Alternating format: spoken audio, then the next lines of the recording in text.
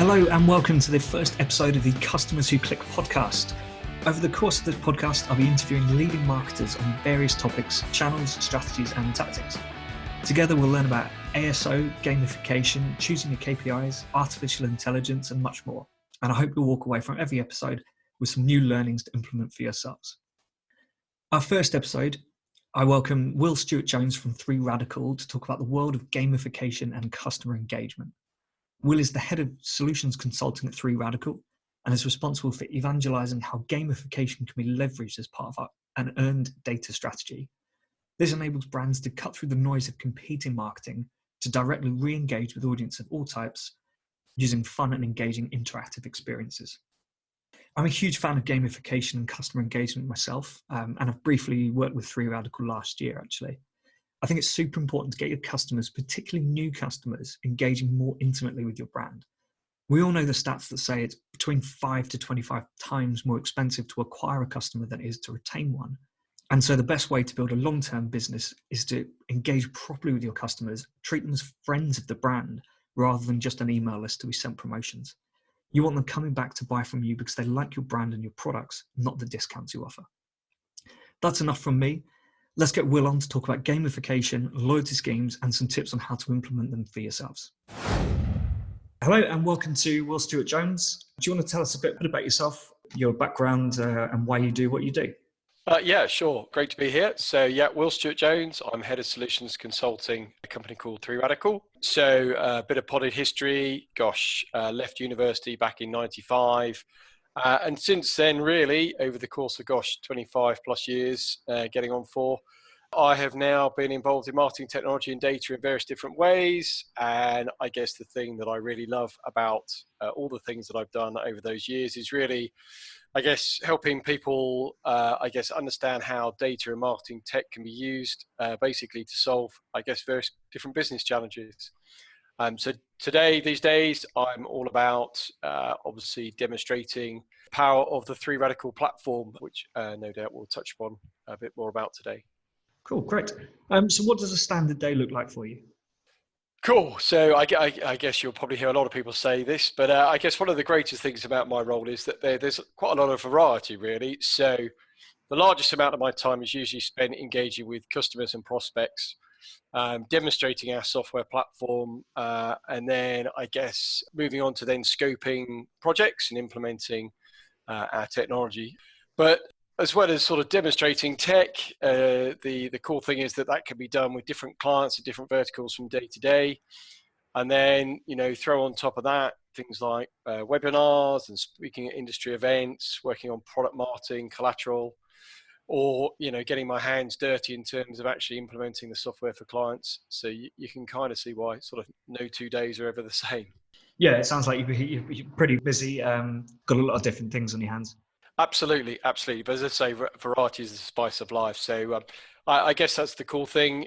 One day I might be talking to an online gaming company, about how to use gamification and other techniques to drive maybe retention of players. Scroll forward a couple of days and I may be in the US talking to prospects in a completely different vertical. So there it may be, casual dining chains or large data agencies. That's really the bit that kind of keeps me going to work every day. Sounds good. Yeah, I think I've had the same. I've worked in a bunch of startups and now that I'm consulting, I think it's really good working on a variety of different projects and testing out different things, different industries. Absolutely, and that's the kind of cool thing. So I've worked for sort of large organisations, people like Tableau, other software companies in the past. 3Radical now is sort of right at the other end of the scale. So I was employee number 3. And now we sort of scaled up to about 25. So I guess less of a startup, more of a keep going these days, but still fun to be part of something where you feel like you can have a lot of impact on how the company and how the product is shapes up over time. Yeah, definitely. So tell us a bit more about gamification. I think from my experience, it kind of seemed like a bit of a buzzword maybe like 5 years ago, and I feel it never really kicked off. You've got obviously loyalty schemes and things, but the idea of gamification just never seemed to become that massive next marketing thing that everyone wanted to do and shout about. So yeah, tell us a bit about it. What is it? What sort of businesses should use it? Are there any particular businesses you think it works really well for? Yeah, sure. So, I mean, I guess sort of tackling your original question about, what was gamification a sort of a fad or a buzzword that's sort of been and gone. So I think scrolling back, having worked at 3Radical now for best part of 6 years, we sort of certainly entered fairly early on in the sort of market. And I guess in those days at the outset, there was a lot of people maybe over promising and under delivering. And I think also there was a bit of I guess perhaps we weren't particularly good at explaining what the value proposition was. So I guess there's quite a lot of preconceptions about what gamification is and isn't. I have to say, actually, if you get involved in gamification circles, the industry itself seems to spend quite a disproportionate amount of time actually discussing exactly what gamification is. But if you look at a textbook description, it's basically what you normally see if you look on Wikipedia. It's kind of about the usage of elements from game design and applying those to non-game context to typically boost engagement with audiences of different types. So, distilling that, what does that mean? It's about taking the essence of what makes games so fun and addictive and trying to apply those to I guess, solve other business challenges. Now, one of the kind of quite cool things is then, as I say, it's a set of techniques. I know that we're sort of, focusing largely on marketing today. Where, obviously it can be applied to solve things like classic marketing goals, like acquiring more customers or creating more frequent digital engagement, as we've done for sort of lots and lots of household brands. But it's actually something that can be, I guess, applied to pretty much any challenge. So we've also, funnily enough, applied the same capabilities to trying to get people to engage more with maybe training content around cybersecurity training. We've even used it with sort of cohorts of students in terms of getting maybe overseas students to feel more comfortable in their surroundings if they rock up at an international university. So it's really a set of principles, set of techniques, as I say, that can be applied to different challenges where we're trying to motivate audiences to complete different tasks and make that process fun and engaging, and therefore, drive higher engagement rates, higher response rates, higher levels of action accordingly.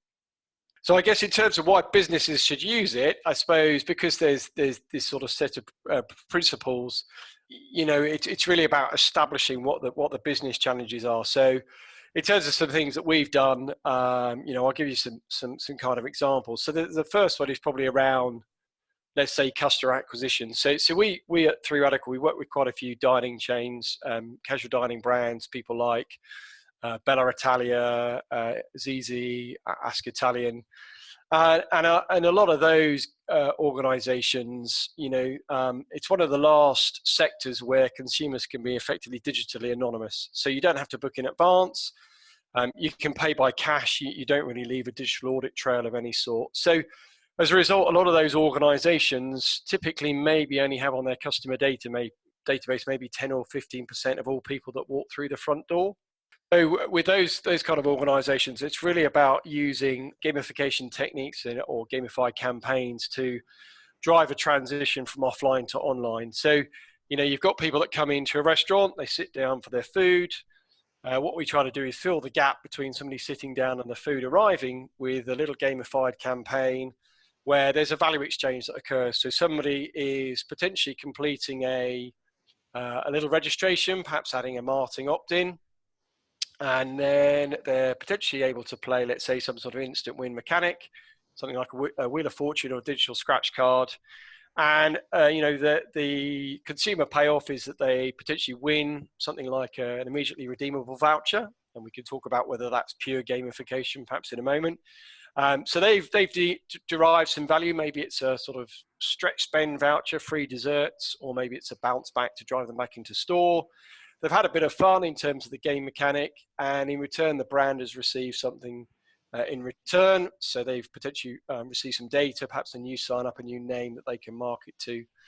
And then, if there's a bit more time to kill, we might follow that up with an additional step, maybe give somebody the chance to earn further rewards by providing some self-reported data. So that might be answering a quick survey, which might be, again, gamified in some way. And what we're trying to do there is not boil the ocean. It's typically In this use case, it's about brands capturing 4 or 5 key pieces of customer insight data. Again, in the sort of casual dining context, if people got special dietary requirements, maybe whether they've got children, when their birthday is, all things that good marketers are going to be able to use to improve the quality of personalization that they may be driving on other channels when they're sending out emails or posting socially, for example. So that's kind of a use case and a little bit about gamification. I guess purists, this is a bit of a moot point. So purists would kind of say that gamification really shouldn't be about using real world rewards. It should be actually about just intrinsically making processes more fun and using things like badges and things like statuses to award people, to keep them engaged.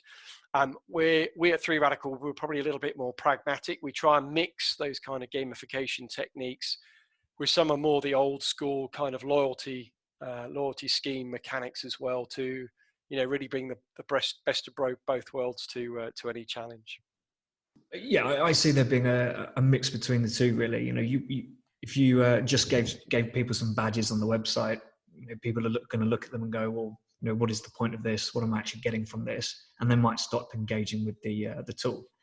However, if you could, like you said with the restaurants, you can kind of gamify the process of people giving more data, and then they get either immediate or future rewards towards that.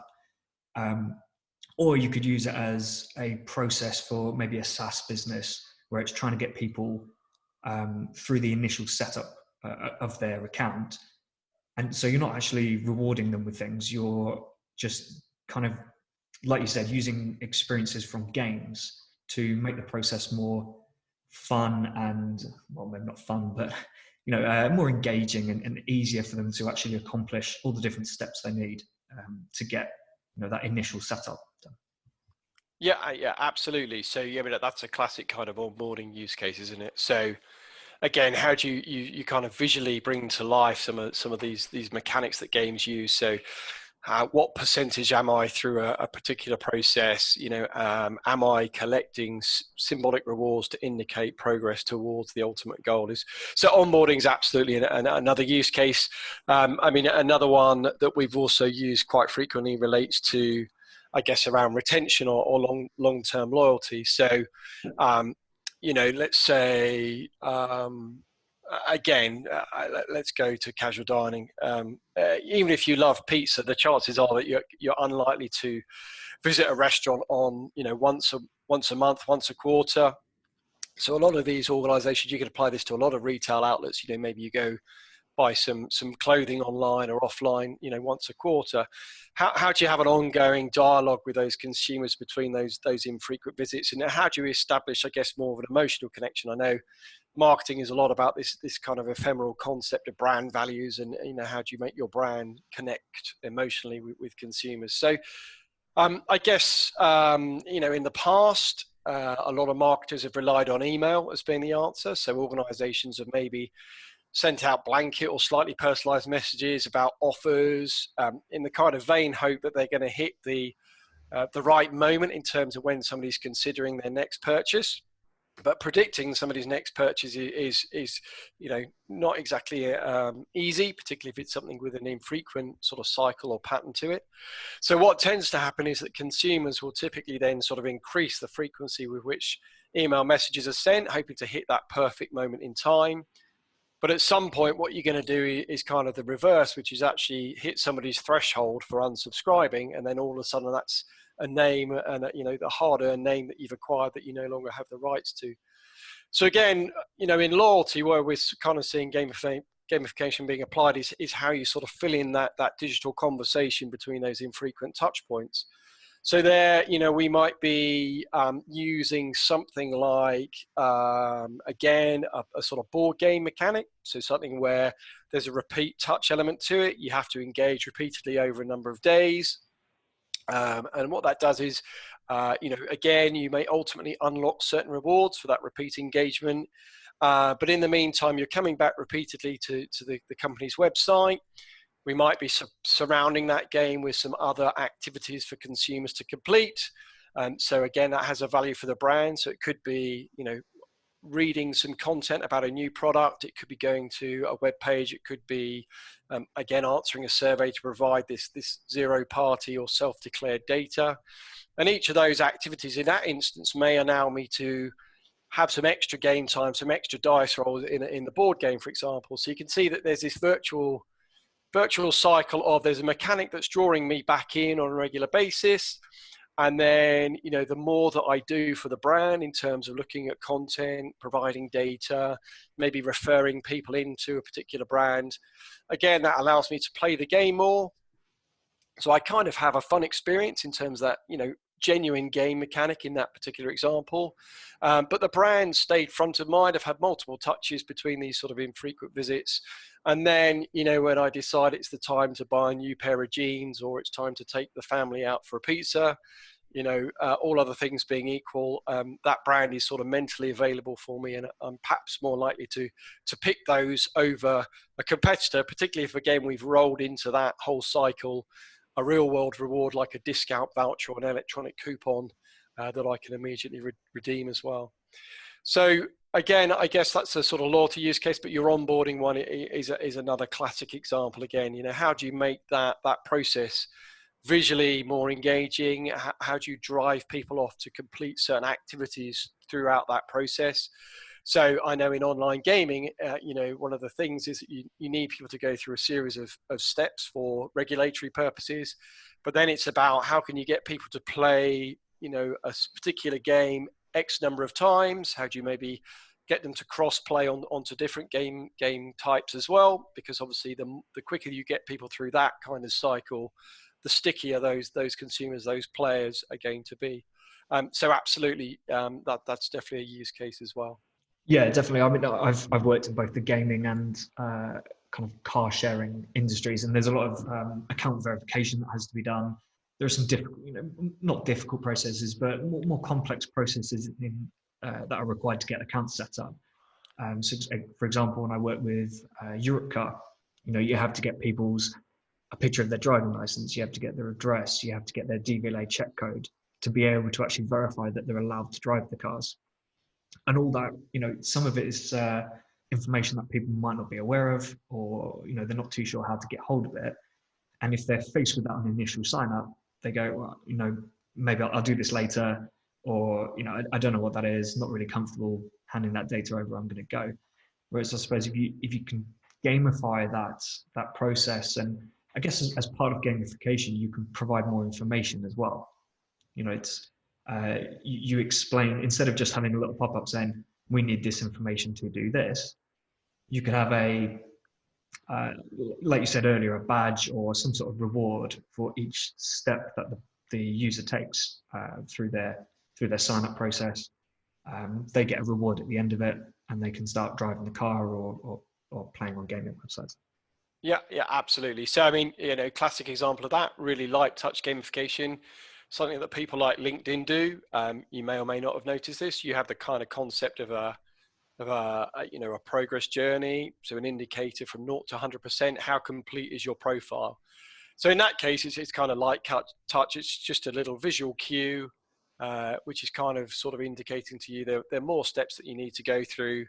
And I guess what we bring to the table is then the ability to attach different types of rewards to each of those tasks that you complete. So, it may be incrementally, you get a little visual indicator, symbols to indicate progress, but perhaps there is this kind of pot of gold at the end of the rainbow when you've completed onboarding, when you've completed perhaps a referral of customers into a brand.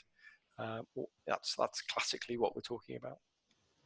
Yeah, we see a lot of those profile. Progress bars. I kind of use the church roof thermometer. That's kind of a classic analogy, isn't it? Campaign to replace the church roof. We are so far towards collecting £50,000 to replace the roof. It's a kind of digital equivalent of that, effectively, isn't it? Yeah, I think it's. Maybe it's just something I've not particularly noticed myself, but I don't see many companies actually putting much emphasis on that and explaining it. So, like you say, we're this close to achieving our goal. A lot of accounts that I've had. It says you are 60%, your profile is 60% complete. And it kind of ends there, when actually they could be saying, your profile is 60% complete, members who complete their profile 100% are more likely to get a job or offered higher salaries, or I don't know, on other sites like gaming sites, you get more rewards for absolutely. information you hand over. But yeah, I do see a lot of sites who they kind of they put that step in front of you, and it's almost like that's enough. That's enough to make you go, my profile shouldn't be 60% complete. It should be 100% complete. But I kind of don't know why.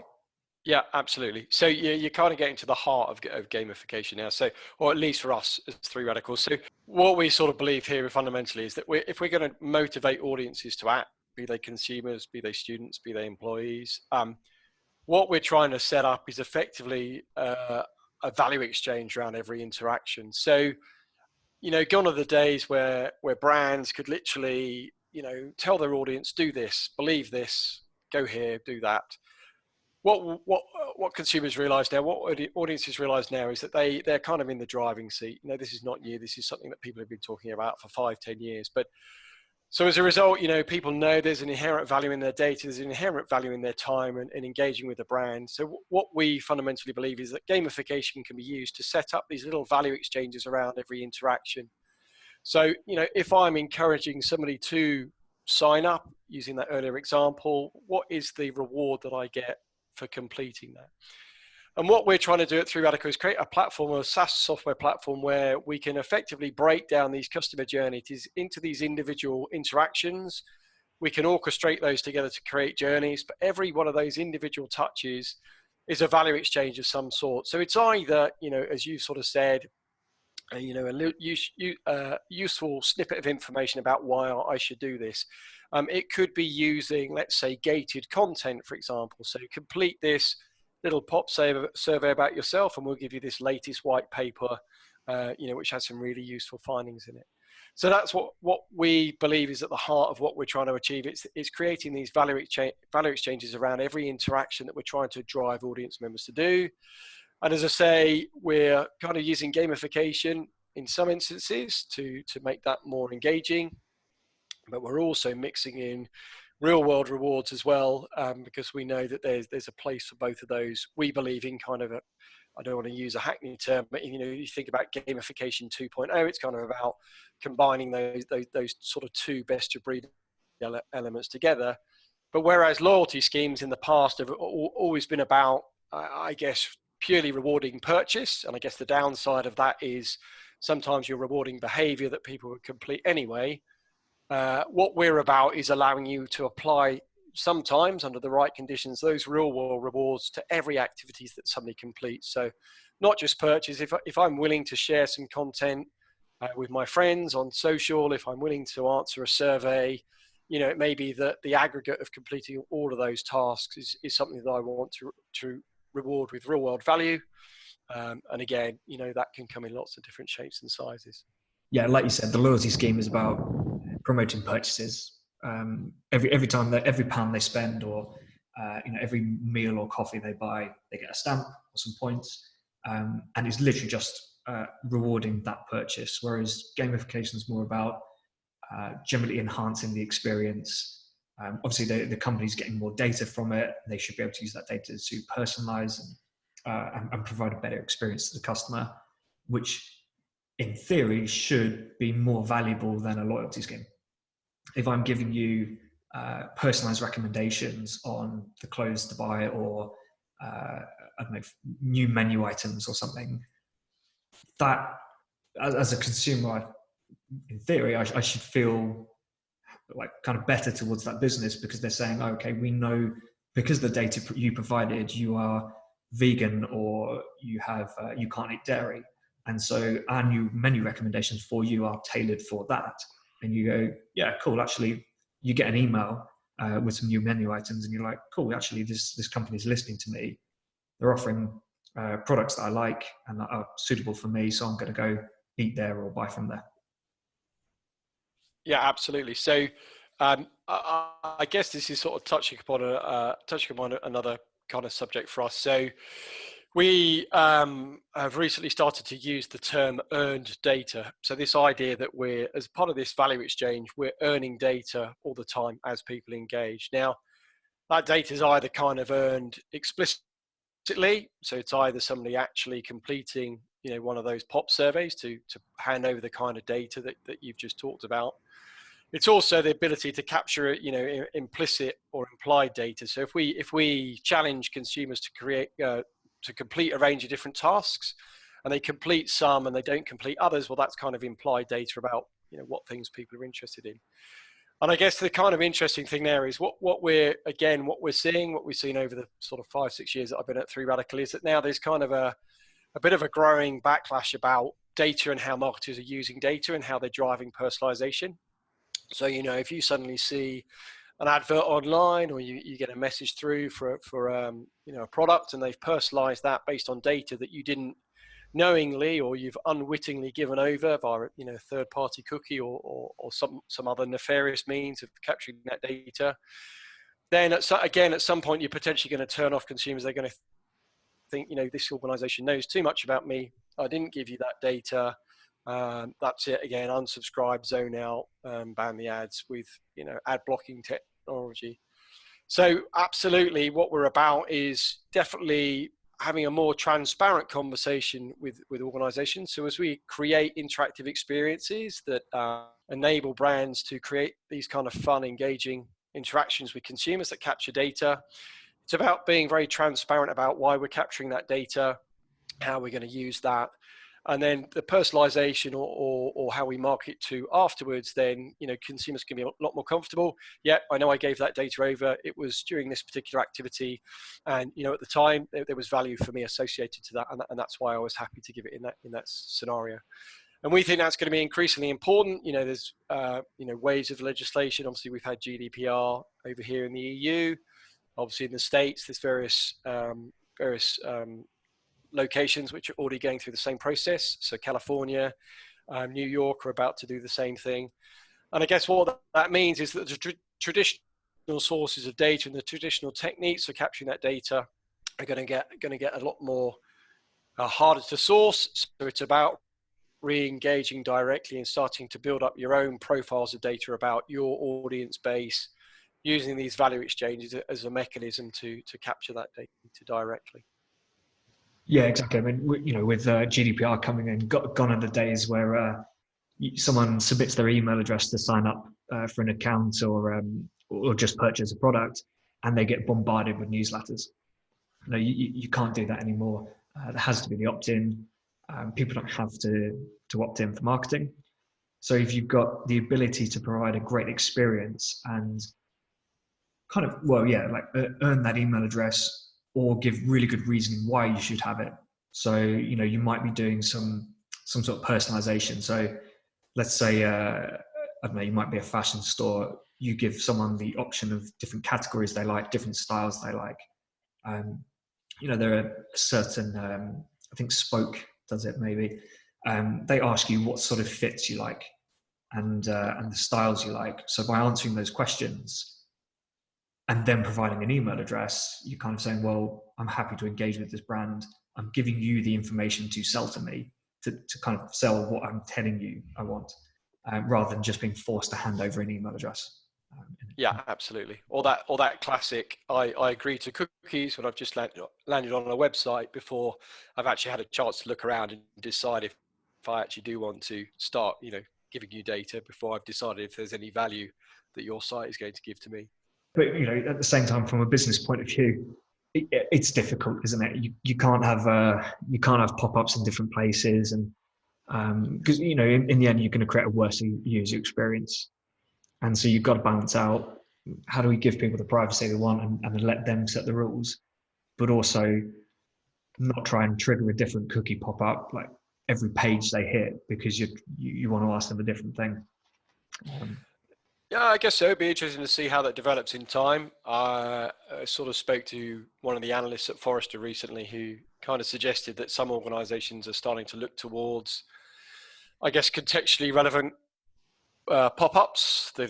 So, we see that you're browsing this product. Is there a reason why you're browsing this? So let's say you're on a banking website, you're looking at savings or loans, for example. Again, is there the potential to contextually pop up at that stage to ask a bit more information. Now, yeah, fair enough. We're not sort of maybe capturing cookies all the time, but it's about that opportunity in the moment when somebody's looking at something to A, understand a bit more about why they're looking at it, and then B, okay, ask permissions. Is it okay if we use that insight that we've just captured in a more transparent way? But hey, we're probably some years off that kind of scenario still.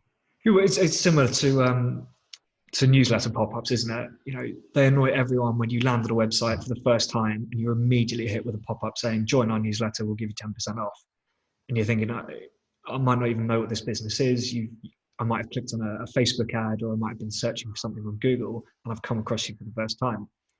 That gets really annoying. Whereas if you maybe wait, it could be as basic as waiting 30 seconds. If they're browsing the site for 30 seconds, they might be showing some interest. So maybe then you nudge them a little bit.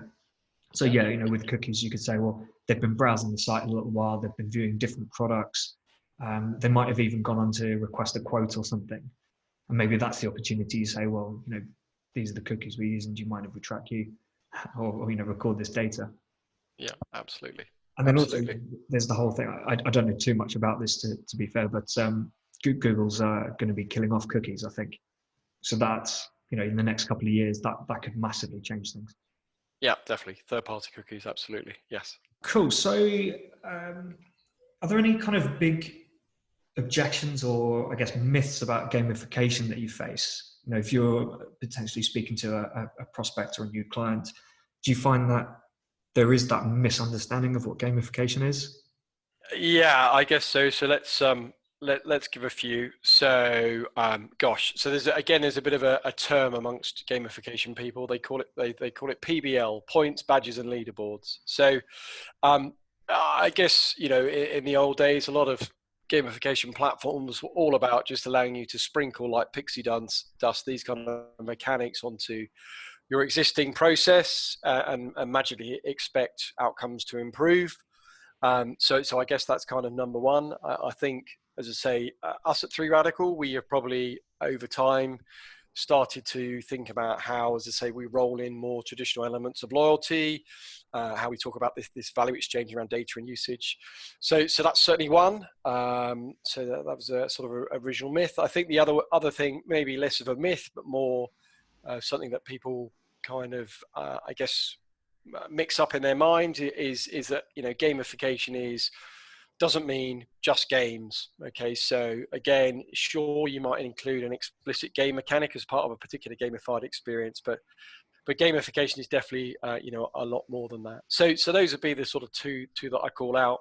And I think that whole points, badges, and leaderboards, this kind of idea of just sprinkling pixie dust on existing process and imagining that overnight you're suddenly going to see a lot higher completion rates or outcomes in terms of what you're trying to drive. That was what really drove probably, I guess, this initial bubble of hype, sort of going back 5 years. Yeah, I suppose the first thing that comes to my mind when I think gamification would be points, badges, leaderboards. But there's also, and that's that kind of consumer or customer facing side of it. But there's also the kind of internal facing view on it, where you say, well, we're not going to show the customer anything, but we're going to treat this as a game. They need to move from level 1 to level 2 to level 3 to accomplish their goals and our goals. So how do we build the site and build the product in a way that achieves that? You're right. There's kind of with these sort of value exchanges, you're explicitly signposting what you want people to do in order to unlock rewards. Gamification also has techniques or concepts like surprise and delight. So this is where, unbeknown to the consumer, unbeknown to the audience member, they have actually been sort of completing various steps that you want those people to go through, and then at some stage you're going to surprise or delight those people with a particular reward or a new challenge or a new piece of content based on how you've sort of designed your framework. Just going off at a bit of a tangent, probably one of the best gamification case studies or the most engaging or most memorable ones that I remember recently at an event I attended last year, Gamification Europe, was actually it's delivered by a professor from a university up in Scotland. And it was literally where they were trying to protect, I guess, very important government systems that hackers might try to infiltrate. And literally, the gamification employed there was literally they were building a whole parallel architecture, a system that had vulnerabilities in it, which was effectively an environment where hackers could be encouraged to go in and literally try and hack that parallel system, as opposed to the vitally important system. I think it was actually communication systems for battleships in this particular example. And it was about how you could use gamification to actually give these hackers little snippets that made them feel like they were actually hacking through this important government system, but in actual fact, you were just kind of expending their time in this ultimate dead end, effectively. So, gamification is, as I sort of said earlier, it means a lot of different things to a lot of different people. That's kind of one end of the spectrum. I guess the other end of the spectrum is something as simple as, obviously, on if you have an iWatch or Apple Watch rather, obviously the various mechanics that are used in the health app in there. So the ability to have your daily rings that you have to complete, the various different badges or trophies that you can collect if you have streaks of completing exercise on X number of days. So you can really see how gamification is a pretty wide suite of things. But those are kind of, I guess, if I had to give you two ends of the spectrum, those would be two really, really nice examples. Yeah, it's really interesting. So actually, that hacking example reminds me of it. It's not gamification, but a game developer a few years ago actually leaked a copy of their game because they knew it was being downloaded and pirated.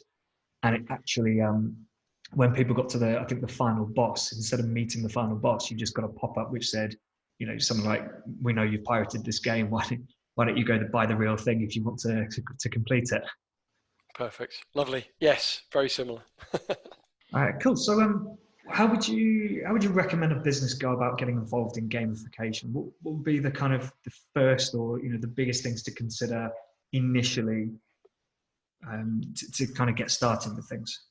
Yeah, sure. So I guess with any project that involves technology and marketing, I guess it's fundamental to have a clear business challenge that you're looking to solve, and just as importantly, having a clear view of metrics that you're going to be able to use to actually measure the success. So, I really love the kind of offline to online acquisition use case that we solve for various restaurant chains that I mentioned earlier, because, the solution is quite simple.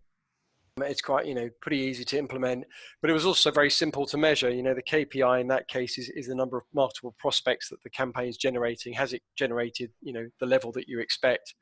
Has it maybe, filled in the shortfall between the names that you lost maybe when you had your database impacted by GDPR? So it is absolutely about thinking about these things up front. By all means, it's great to have a sort of roadmap about multiple things that you might want to apply gamification to. So again, you start with acquisition, maybe then it is about improving your onboarding journey. Then it's applying it to retention or education, whatever the use cases are. But it's about breaking each of those down into bite-sized chunks. And as I say, having clear metrics that are going to allow you to prove success or failure. Because one of the things, this applies to all good marketing, doesn't it? It should be about testing things, measuring if they work, and then refining and improving them as they go forwards. So, which mix of challenges or activities do consumers do? Which of those do they like? Which of those don't they like? Which of the different types of rewards appear to be generating the most engagement, the most activity? So it's about having those parts of the story. And I've got to be honest with you, it's amazing how many times we go to organizations who struggle to get their hands on those metrics. So, without that, you can't really measure success. Yeah, definitely. So yeah, I definitely see a lot of companies who they seem to have a loyalty scheme because they're supposed to, but they're probably not really tracking it. They haven't really thought through the process, and it is just there because the other coffee shop down the road does it, or Tesco does it, where you get a point for every pound or whatever it is. And if they don't really have a plan for it, they're not going to get any value from it. The customer's not going to get any value from it. And it's just a waste of time and money. Yeah, absolutely. So, the danger with loyalty schemes, I always wince when I go into a coffee shop and they're still using those analog, those physical cards where you get stamps on them, and every 6th cup of coffee is free. The number of times they must be just rewarding people for behavior that they're going to be completing anyway. If you're going to do something like that, at least make your reward some sort of cross sell. So, we're going to give you, I don't know, 50p off a packet of biscuits, or something that's encouraging you to branch out from your normal behavior, which is the daily cup of coffee that you pick up every morning on the way to the station, or before you get to work.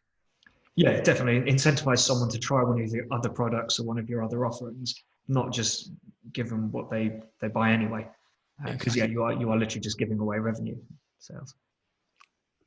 Cool. I mean, would you say that's the most common mistake you see? Just a kind of a not very well thought through plan, and just they kind of just launch a loyalty plan or a gamification scheme. There's no real goal for it, or there are other big mistakes you see.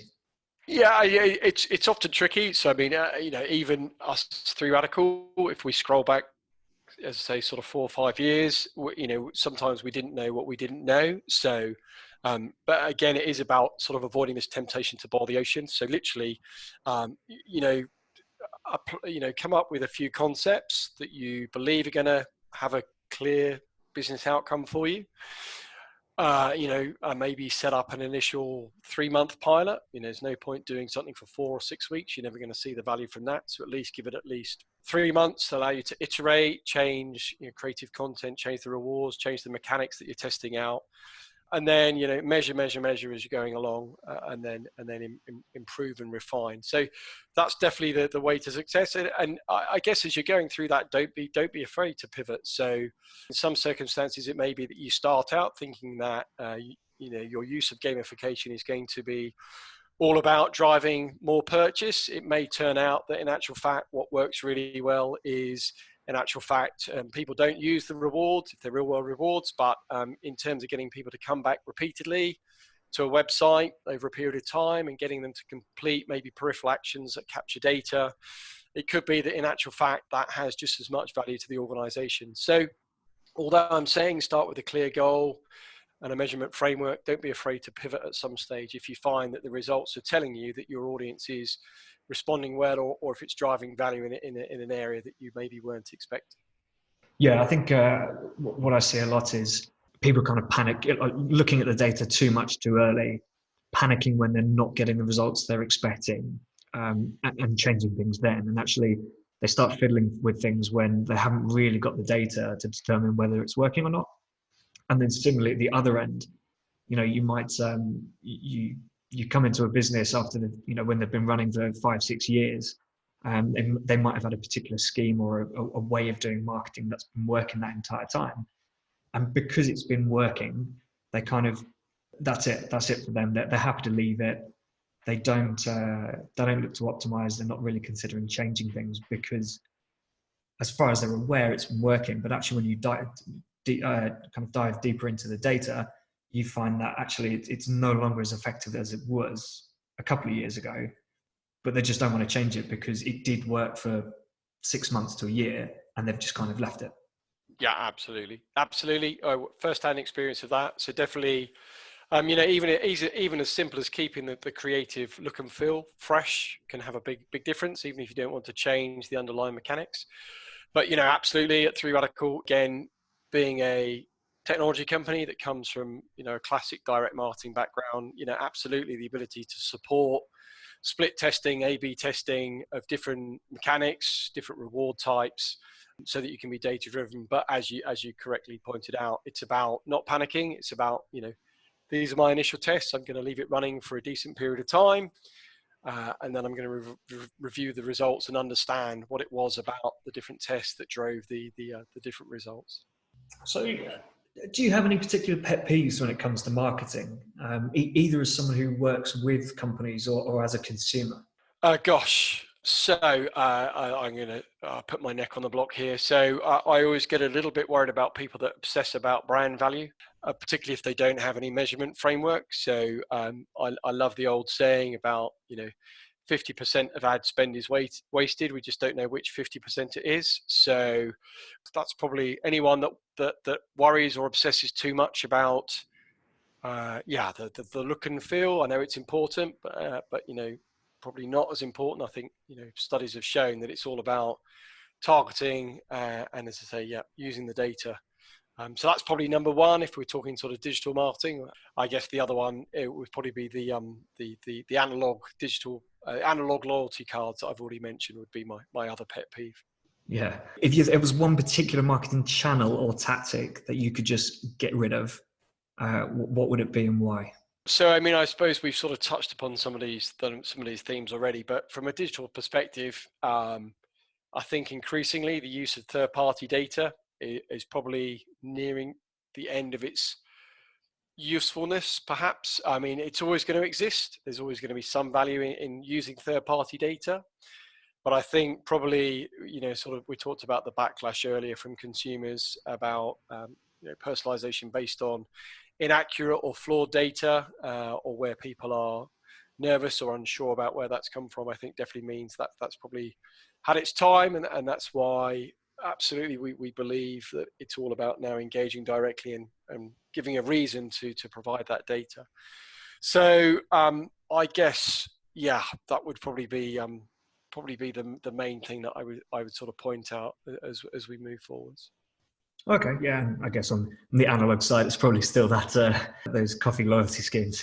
Yeah, I guess a good one to throw that back to you. Do you have any you would cite particularly from your track record in marketing as well? Do you know what I've got? It's kind of relevant to my situation now that I'm potentially stuck in Poland. I've bought a ticket on a flight, and that flight was then cancelled. And then the offer I've got is I can either have a full refund or change the flight. I changed the flight in the first instance, and that flight was then cancelled. And so I feel it's kind of been a bit of a sneaky kind of marketing tactic to actually get my purchase, get me signed up, get me data, almost get me committed, and they'll actually keep trying to move the flights until it's actually convenient for them. So they've almost like tricked me into buying. And that's one of them. And the other actually would be subscriptions that make it really difficult to cancel. I had one earlier today. They did a really good job of emailing me actually to say, we're going to renew your subscription in a week. It's an annual subscription. It will renew on this date. And I thought, actually, I don't use this subscription anymore. I'll go and cancel it. And I had to go through a 3-step cancellation flow, which was pretty much identical on each page. But on one of the pages, they actually switched the layout of the buttons. So on the first page, I clicked the right-hand button, which was end my subscription. And then on the next page, that button was actually keep subscription. So I clicked it by accident, ended up back in my account with a subscription that wasn't cancelled. And so I had to go through the flow again. And there's no reason for that, because it's not convinced me to stay. It's actually just wound me up a bit, and it makes me more committed to making sure I've got that cancellation. So I think the big general one for me would be just making it difficult for people to cancel the subscriptions or services that they've signed up for, especially if there's no contract or anything. If you're on a 30-day rolling contract, or if someone's subscription is coming to an end, just let them end it if they want to. Yeah. And there's been no attempt at a value exchange there to keep you engaged as a subscriber either, has there? I guess another one that springs to mind, I don't know if things have changed. It's been a while since I've been in this space, but previous company I used to work for used to have social media monitoring tools. So the ability to listen out to Facebook and Twitter and try to establish what people were saying about your brand. So again, unless you've got an army of people optimizing that and applying keywords to filter things out. So that's a classic example. Scottish Power, they use some tools like that, and they always used to get a spike whenever Andy Murray used to do well at Wimbledon. So it's just a classic example. So again, that's another one. That was 4 or 5 years ago. Things may have moved on since then. Yeah, I think similarly linked to that. People using bots to auto respond on. I think it was a big thing on Twitter, and unless you really nailed your targeting, you were either kind of thanking people when actually they were saying something negative about your brand, or you'd be saying sorry to someone when they're actually just trying to get in touch with you, or they've had a good experience. You know, if you just get one of the words wrong in your targeting, you just ruin the experience. So I think automation tools like that, you've either got to absolutely nail them, or just don't do it. Just have someone human doing it. Cool. Well, thank you for coming on the podcast. It's been really, really interesting. Good luck with everything at 3Radical. Fantastic. Yep. Thanks ever so much for having me. Feel free to reach out to me on LinkedIn. More than happy to talk to anyone that wants to discuss things further. But yeah, otherwise, fantastic. Thanks for inviting me. No problem. Cheers. Thanks very much. Great stuff from Will there. If you're not doing gamification, it's definitely worth thinking about how you can build this into your business. It's super helpful for capturing data and enriching customer profiles so that you can create more personalized and engaging marketing experiences. Contrary to what most people believe, it's not about getting stamps on a loyalty card for that free coffee you were going to buy anyway. And while rewards often used, and to be honest, probably quite expected by the consumer, it's important that neither side view the reward as the end goal. It shouldn't just be a tool to provide a discount. It should be an engaging experience which has the end result of enriching the customer profile while providing clear value to the customer as well. If you're thinking of implementing gamification in your business, or you're thinking of reviewing an existing program, remember to start with clear goals and KPIs and prepare to be flexible. In these sort of programs, you do get unexpected results and impacts on other areas of the business. So as long as you've got enough data to make decisions, don't be afraid to pivot. That's all from me today. If you like what you heard, don't forget to subscribe for future episodes. And if you have any questions about gamification and loyalty schemes, please just ping them over to will@customerswhoclick.com. In the next episode of Customers Who Click, I'll be speaking with Parry Malm, the CEO of 3Radical, all about AI in marketing and the effect language has on consumer behavior. But until then, keep those customers clicking.